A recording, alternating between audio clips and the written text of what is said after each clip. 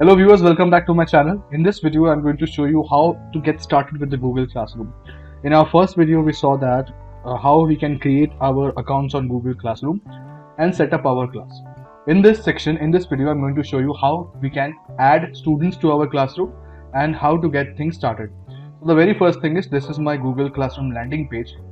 All your classes, all your classrooms will be shown in this dashboard. So right now I'm having a single class. So let's click on this tab and get started with your class. So this is the class which I had created in the very first video, that is course on learning management systems. Let me go through the interface of this classroom. The very first thing is, let me switch. So the very first thing is, you will see something like this on top of the Google Classroom. These are the 4 navigation panes. The first thing is stream. When you click on it, you see that this is your home page. Okay, so the stream tab is nothing but your home page, where it gives you some kind of information about your class code. I will show you later on what is this class code and how you can make use of it.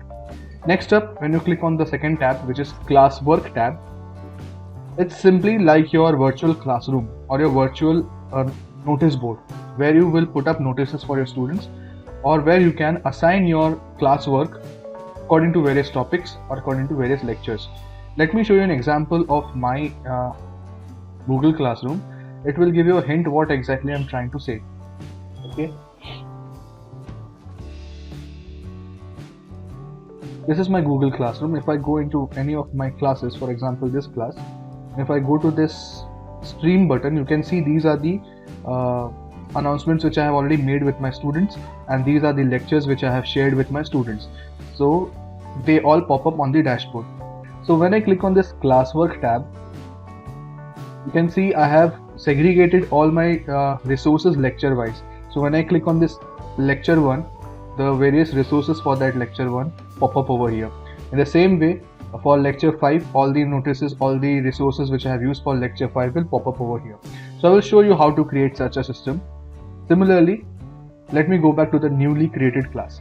When I click on this classwork, you can see that you can assign work to your class here. You can create assignments and questions. You can use topics to organize your classwork into modules or units. In the same way, you can order your work. So let me click on this create. When you click on this create button, you see that there are these many options available. Either you can give an assignment. I will show you in detail about all these tabs, all these sections. I'm just giving you a walkthrough of what exactly the dashboard looks like. Then I can create a quiz, I can give questions, I can create materials, I can reuse an old post, etc. Okay, so this was all about the second tab. Let me give you a brief introduction of the third tab. Using this third tab, we can see the various people present in my classroom. These are nothing but, you can add co-teachers from here, invite a teacher, or you can add students from here. I will show you in this video towards the end how to add students into your classroom, or how to even add some co-teachers in your classroom. Similarly, the last section is all about grades. In this particular pane, you will see the various grades of the students. For example, you may have given some tests in the past. All those marks for each respective students will be shown up over here. Okay, so I will again show you one of the classrooms which I have, where I had conducted some tests. Let me show you if I have some grades over here. See, this is how the grade book looks like.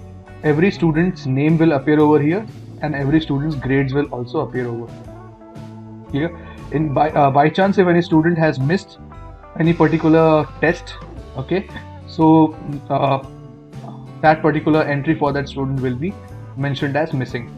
Otherwise, the respective grades will be highlighted over here. So this is very handy when it comes to auto grading your students and finalizing the marks at the end.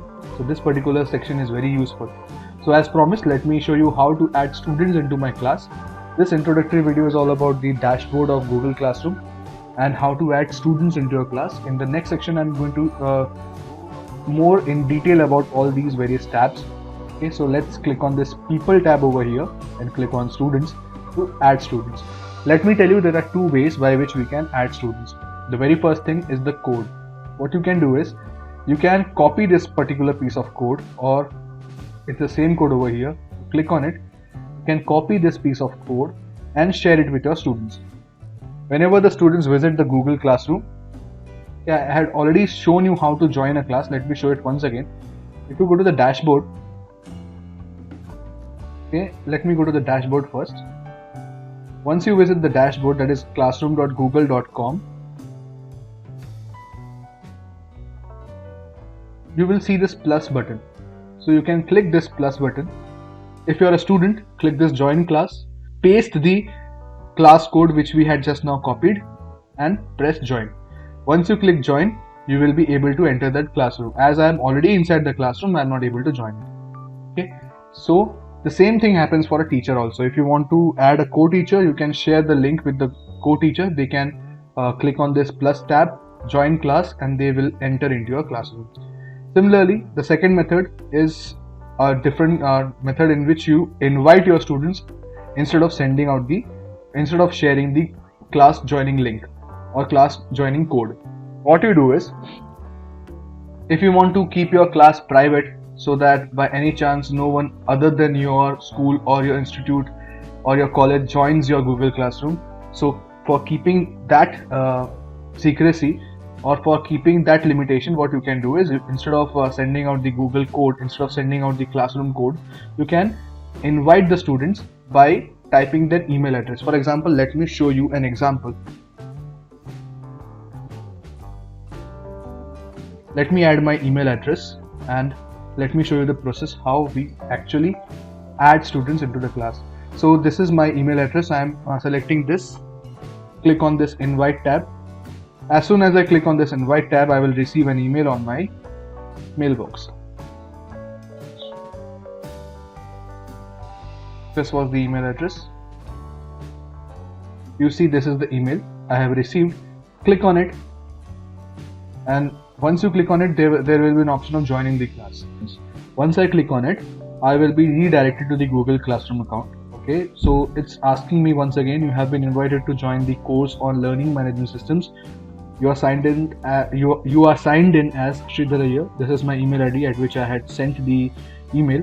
So if you want to log in with the same email ID, you can simply click on join.